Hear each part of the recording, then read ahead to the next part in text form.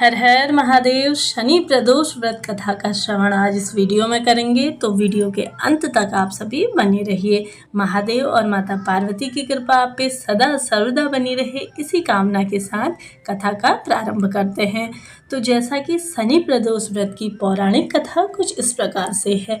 प्राचीन काल में एक नगर में सेठ थे। सेठ जी के घर में हर प्रकार की सुख सुविधाएं थी, लेकिन संतान नहीं होने के कारण सेठ और सेठानी हमेशा ही दुखी रहते थे। काफ़ी सोच विचार करके सेठ जी ने अपना काम नौकरों को सौंप दिया और खुद सेठानी के साथ तीर्थ यात्रा पर निकल पड़े। अपने नगर से बाहर निकलने पर उन्हें एक साधु मिले जो कि ध्यान मग्न होकर बैठे हुए थे। सेठ जी ने सोचा क्यों न साधु से आशीर्वाद लेकर आगे की यात्रा की जाए। तभी सेठ और सेठानी साधु के निकट बैठ गए। साधु ने जब आंखें खोली तो उन्हें ज्ञात हुआ कि सेठ और सेठानी काफ़ी समय से आशीर्वाद की प्रतीक्षा में बैठे हैं। साधु ने सेठ और सेठानी से कहा कि मैं तुम्हारा दुख जानता हूँ, तुम शनि प्रदोष का व्रत करो, इससे तुम्हें संतान का सुख अवश्य से ही प्राप्त होगा।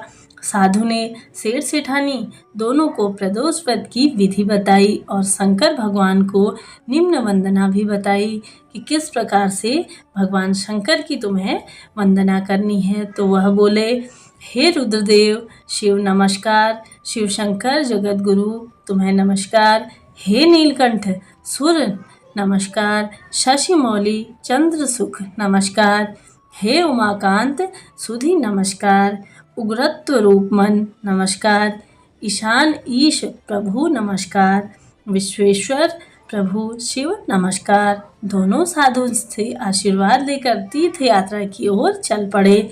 ऐसी उन्होंने तीर्थ यात्रा से लौटने के बाद सेठ और सेठानी ने मिलकर शनि प्रदोष का व्रत किया, जिसके प्रभाव से उनके घर में एक सुंदर सा पुत्र का जन्म हुआ। तो यह थी प्रदोष व्रत की महिमा और साथ ही यह थी कथा। तो जैसा कि इसका महत्व भी आप सभी सुन लीजिए। प्रदोष व्रत द्वादशी त्रयोदशी तिथि के दिन रखा जाता है।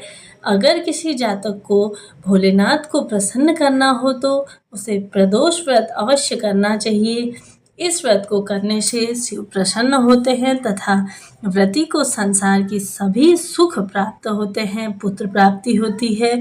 और अतः इस दिन पूरी श्रद्धा के साथ शिव जी की उपासना करने से सभी कष्ट परेशानी दूर हो जाती हैं और साथ ही साथ शनि प्रकोप साढ़े साती की ढैया का प्रभाव कम हो जाता है। साथ ही साथ प्रदोष का व्रत करने से भगवान शिव हमेशा प्रसन्न होते हैं और साथ ही प्रदोष का व्रत करने से शनि संबंधी जो भी दोष होते हैं वह हमारी कुंडली में वह दूर हो जाते हैं। इस व्रत को रखने से चंद्र दोष भी दूर होता है। साथ ही विधि विधान से व्रत रखने से सभी पाप कष्ट दूर हो जाते हैं। प्रदोष व्रत रखने से 2 गायों के दान जितना पुण्य फल प्राप्त होता है। इस व्रत से व्रती को निर्जल रहकर ही व्रत करना चाहिए। साथ ही प्रातः काल में स्नान करके भगवान शिव को बेलपत्री, गंगा जल, अक्षत, धूप सहित पूजन करना चाहिए।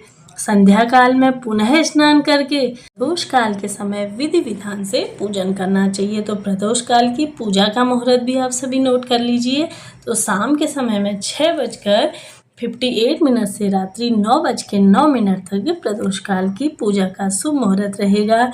साथ ही साथ जैसा कि प्रदोष काल के समय में या प्रदोष व्रत के दिन पारद शिवलिंग की पूजा करना भी अनिवार्य माना गया है। तो जीवन में सुख शांति और सौभाग्य प्राप्ति के लिए पारद शिवलिंग से धन्य धान्य आरोग्य साथ ही साथ पद प्रतिष्ठा सुख आदि की प्राप्ति होती है।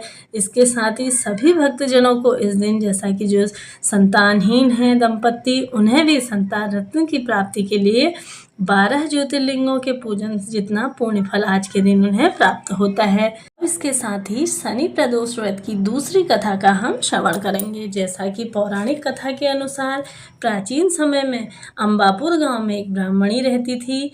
उसके पति के मृत्यु के बाद ब्राह्मणी भिक्षा मांगकर अपना जीवन यापन करती थी। एक दिन जब भिक्षा मांगकर लौट रही थी तो वह दोनों बच्चों को देख दुखी हो गई।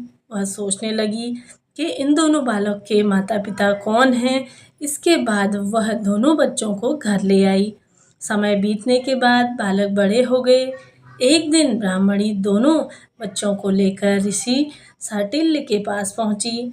ऋषि शाटिल्य को नमस्कार कर दोनों बालकों के माता पिता के बारे में उन्हें जानने की इच्छा हुई। तभी ऋषि शाटिल्य ने कहा, हे देवी, ये दोनों बालक विदर्भ नरेश के राजकुमार हैं। गंधर्व नरेश के आक्रमण से इनका राजपाट छीन लिया गया है, अतः ये दोनों राज्य से पदयुक्त हो गए हैं। यह सुन ब्राह्मणी ने कहा, हे ऋषिवर, ऐसा कोई उपाय बताइए कि इनका राजपाट वापस मिल जाए। ऋषि शाटिल्य ने उन्हें प्रदोष व्रत करने के लिए कहा। इससे बाद ब्राह्मणी और दोनों राजकुमारों ने प्रदोष का व्रत किया। उन दिनों विदर्भ नरेश के बड़े राजकुमार की मुलाकात अशुमनी से हुई। दोनों विवाह करने के लिए राजी हो गए। यह जान अंशुमति के पिता ने गंधर्व नरेश के विरुद्ध युद्ध में राजकुमारों की सहायता। इस युद्ध में राजकुमारों ने विजय हासिल कर ली। प्रदोष व्रत के पूर्ण प्रताप से राजकुमारों को राजपाट फिर से वापस मिल गया। उस समय राजकुमारों ने ब्राह्मणी को दरबार में विशेष स्थान प्रदान कर दिया। तो यह थी महिमा महादेव की, यह है प्रदोष व्रत की महिमा। तो आप भी करिए और इसी तरह से नियम पूर्वक व्रत करिए, कथा सुनिए और अपने पूजा पाठ को सफल बनाइए। तो मिलते हैं अगली वीडियो में, तब तक के लिए श्री शिवाय नमस्तुभ्यम। हर हर महादेव।